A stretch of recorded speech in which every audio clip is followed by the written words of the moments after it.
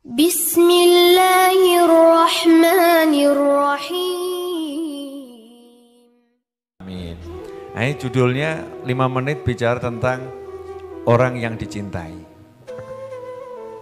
Ada hamba-hamba Allah tuh memang yang dipilih oleh Allah Ta'ala, modelnya bagaimanapun dicintai. Ya, modelnya bagaimanapun dicintai. Bahkan dia nggak berbuat apa-apa, dicintai. Nah, jadi orang yang dicintai itu anugerah. Ya, dicintai Allah itu anugerah. Makanya kalau ada orang-orang yang memang dicintai Allah, kita dekat dengan dia. Kenapa kita dekat dengan orang-orang yang dicintai Allah? Biar kita katut dicintai sama Allah. Sebab orang yang kumpul dengan yang dicintai akan juga dicintai.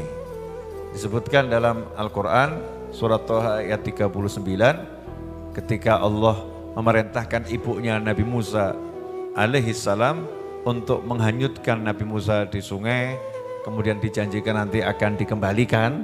Maka di ayat itu, di ayat 39 ada kalimat dalam Al-Quran, wa alqaitu alaika mahabbatan minni, dan aku berikan kepadamu ya cintaku, ya, cintaku, bil makna begitu.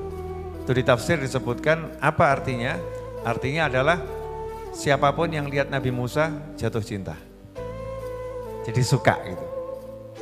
Makanya Fir'aun itu lihat Nabi Musa nggak bisa benci ya, betul.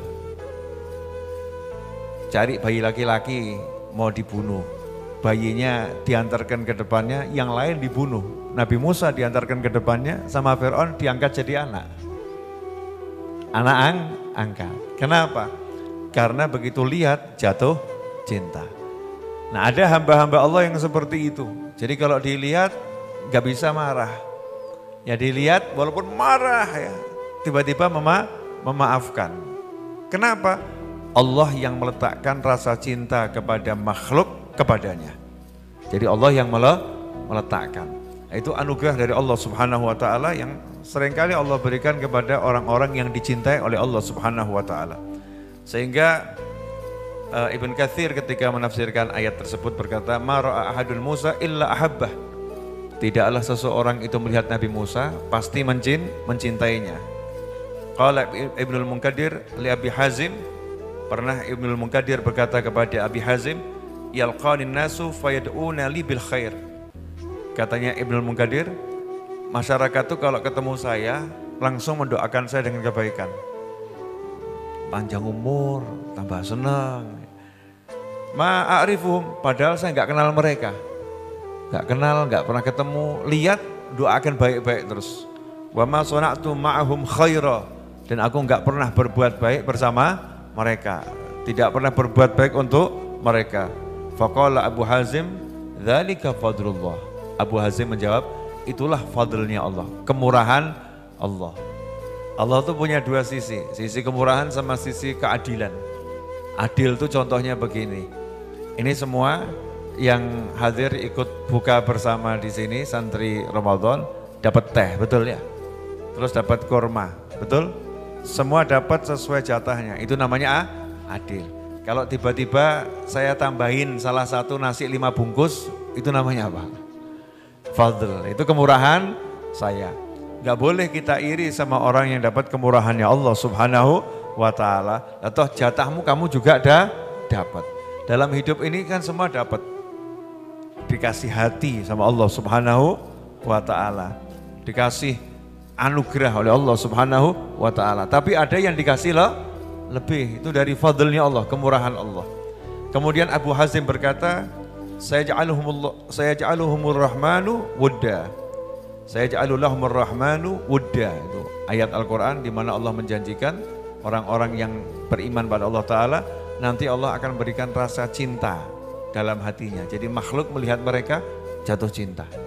Ya, jadi senang. Nah, mudah-mudahan kita termasuk orang-orang yang diberi oleh Allah Ta'ala seperti itu, sehingga siapapun yang melihat kita jadi senang, jadi cinta. Kita tidak menjadi seseorang yang membuat susah orang lain. Kita menjadi orang yang membawa kebahagiaan dimanapun kita berada. Dan sebagai penutup, pesan saya, Kalau kita belum bisa menjadi orang yang dicintai, ya jadilah orang yang mencintai orang yang dicintai. Kata Imam Syafi'i rahimahullah, uhibbus solihina walastu minhum la'ali an akuna bihim uhibbus solihina walastu minhum la'ali an bihimus syafa'ah. Aku cinta orang soleh tapi aku bukan masuk kelompok mereka. La'ali an anala bihimus syafa'ah. Siapa tahu nanti aku dapat syafaat berkat cintaku pada mereka. Wa akrahu man tijaratuhul ma'asi. Aku enggak suka sama orang yang pekerjaannya maksiat. Walau kunna sawaan fil bidha'ah. Meskipun aku sama dia kerjanya sama-sama maksiat. Siapa? Hasya wa kalla. Ya, enggak. Imam Syafi'i bukan orang yang suka maksiat. Tapi karena tawadhu, merendahkan diri, saya enggak pantas dibilang orang soleh. Tapi saya cinta sama orang soleh. Biar nanti berkat cinta itu saya dapat syafaat mereka. Saya enggak suka sama kemaksiatan dan orang-orang yang bermaksiat. Padahal saya sama dia sama-sama ya pelaku maksiat. Rasa enggak suka ini saya pelihara dalam hati. Biar apa nih? Biar enggak dimasukkan dalam kelompok mereka. Biar masuk dalam kelompoknya orang soleh. Tapi ingat, jangan kemudian kita membenci pribadi yang bermaksiat. Enggak boleh. Orangnya enggak boleh dibenci. Yang boleh dibenci perbuatannya. Ingat-ingat yang kemarin itu.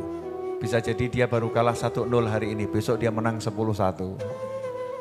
Ya kan ya, karena pertandingan terus berjalan. Hari ini mungkin kamu lihat dia orang yang dibenci karena perbuatannya. Siapa tahu besok jadi orang yang paling dicintai oleh Allah Subhanahu wa ta'ala. Semoga barokah manfaat. La